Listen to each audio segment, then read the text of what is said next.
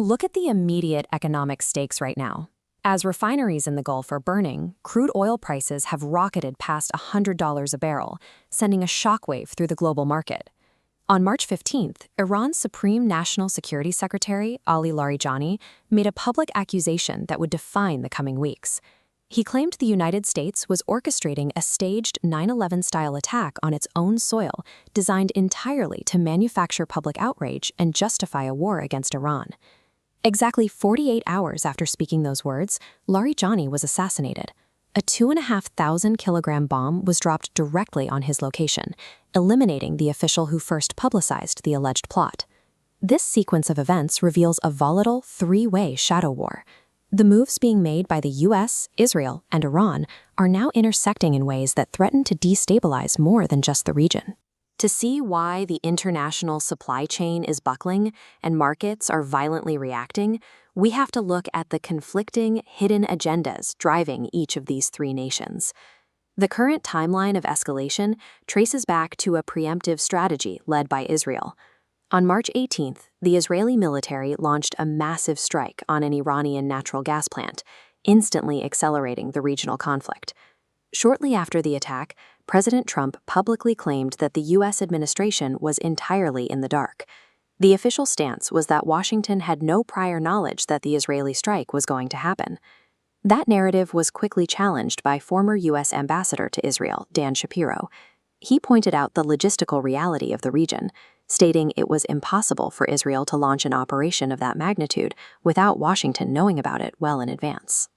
Intelligence and defense analysts suggest that an intense lobbying effort from within Israel applied overwhelming pressure on the U.S. administration.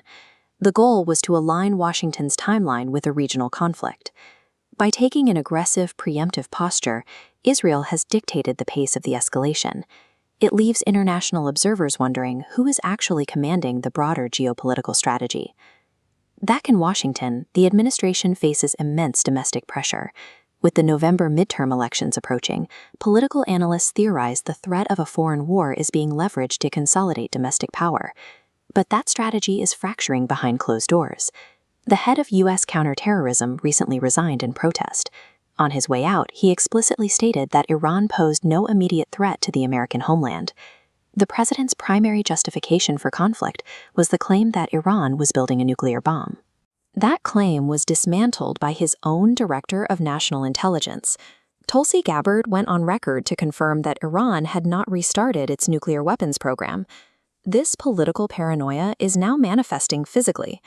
Over a 10-day period, multiple unidentified drones were spotted swarming Fort Leslie J. McNair, the secure domestic military base housing top officials like Secretary of State Marco Rubio and Defense Secretary Pete Hegseth. The administration's primary arguments for war are facing a crisis of credibility. When the government's own intelligence apparatus publicly disputes its core claims, the official narrative begins to fail under its own weight. On the other side of the Gulf, Iranian leadership recognizes a harsh tactical reality.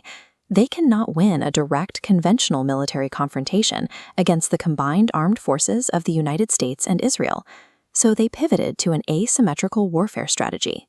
Instead of engaging military targets directly, Iran began striking the highly vulnerable energy infrastructure of key U.S. allies, specifically targeting natural gas and oil facilities in Kuwait and Saudi Arabia. This map shows the immediate ripple effect of those strikes on the global supply chain. As Gulf refineries are taken offline, the disruption drives global crude oil prices on a sudden, steep upward trajectory. By striking these specific bottlenecks, Iran exerts massive leverage. They don't need to defeat Western militaries on a battlefield. They simply need to choke off the resources those nations rely on to function. What began as a localized territorial dispute has effectively been weaponized into a hostage situation, with the entire global economy paying the ransom. The international blowback has been immediate. Historically reliable NATO allies are publicly breaking ranks, looking at the intelligence and flatly refusing to support the United States, declaring this strictly an American war. Diplomatic trust is also eroding. Oman openly accused the U.S. of violating a pre-established diplomatic agreement to launch its strikes, a move that severely damages Washington's long-term credibility in the Middle East. And this leads to a massive geopolitical irony. By allowing the Middle Eastern oil supply to be choked off, the United States has inadvertently forced the global market to rely on Russian oil to keep the lights on. Meanwhile, the immense financial and military resources being poured into the Iran conflict have left other fronts abandoned. President Zelensky is making desperate pleas for weapons as support for Ukraine evaporates. Just a year ago, the U.S. led an aggressive campaign of economic sanctions meant to cripple Russia's economy.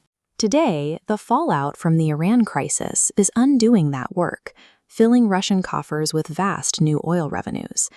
The bombs dropped in a regional conflict are only half the battle. The resulting economic shockwaves and broken alliances create a legacy of devastation that lasts far longer than any kinetic strike.